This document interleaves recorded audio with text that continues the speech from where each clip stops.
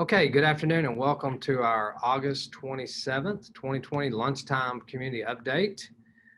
As most of you are aware, we are about 1 week in for the 2021 school year, and it has definitely been an experience for everyone. That includes our teachers, our students, our parents, and our staff. So before we get into today's agenda, I want to take just an opportunity to thank you, each of you, for your kindness, your consideration, and your patience as our software vendors.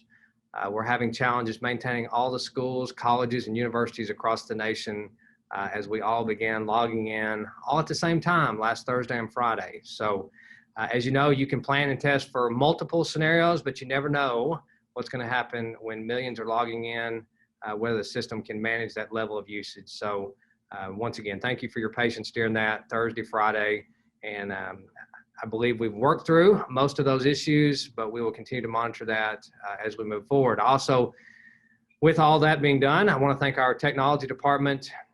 Once again, I know I've done this in the past, but we couldn't make it without them in the world that we're in right now from a virtual standpoint. These individuals have been working around the clock, getting our software in place, getting our devices distributed, and so much more as we continue to prepare for this school year and really prepare for every possible scenario due to COVID-19.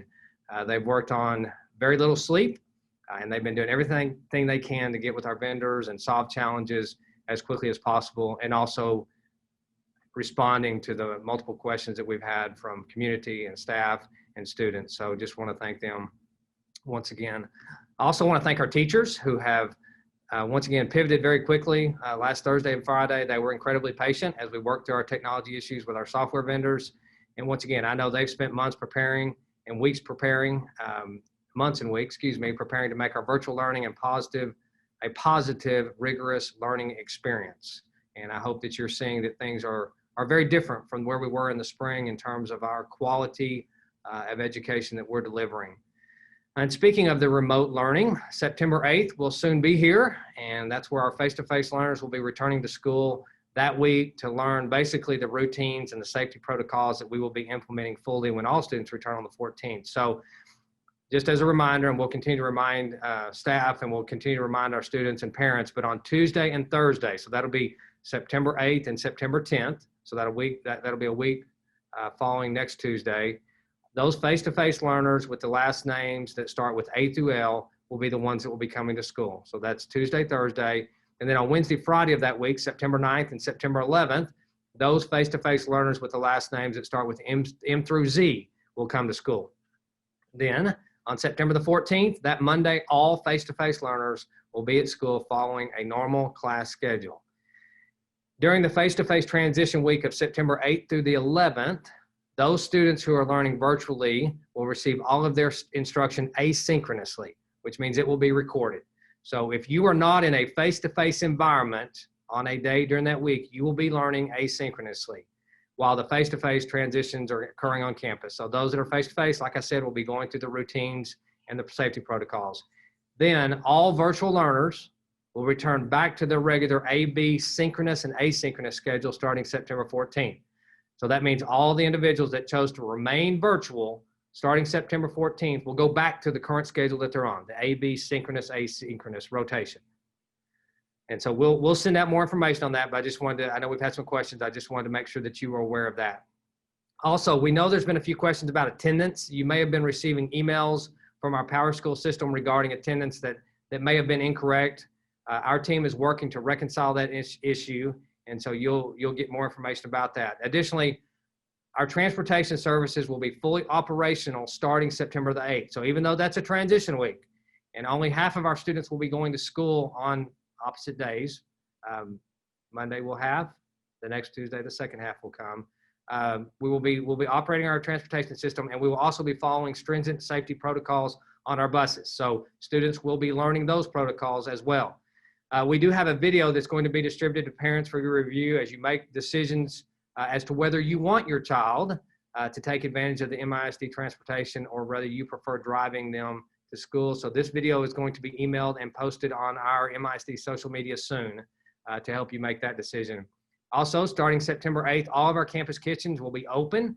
They will be serving breakfast and lunch to our face-to-face students. And just so you know, we will also continue to offer remote feeding stations and grab and go options for our virtual learners. So a virtual student does not have to go to their home campus for breakfast or lunch. They can go to any campus that is offering the grab and go option. So we will get that information out to you soon. Another item, as we begin our fall sports seasons, we've been putting many safety protocols in place. Our MISD athletic department shared on social media the spectator guidelines. So if you plan to attend the games, tomorrow night is our first football game, home game, but they've been following the protocol set forth by UIL, TEA, as well as our MISD health and safety plan that was approved by our board. Additionally, the athletic department is utilizing a completely online ticketing system to sell football tickets each week. That allows us to very closely monitor our capacity and then also monitor, we have capacity requirements, so we cannot go beyond that. So as I mentioned, this is the first week for that process because tomorrow night we open with the Heritage Jaguars hosting the Wichita Falls Hershey Huskies, and that will be at 7 p.m. Another item, next week on Tuesday, September 1st, we invite you to join us virtually on Facebook for our Heritage High School Phase 2 construction groundbreaking ceremony at 4:15. So this high school expansion was made possible by you, our community, who supported the Bond 2016 program.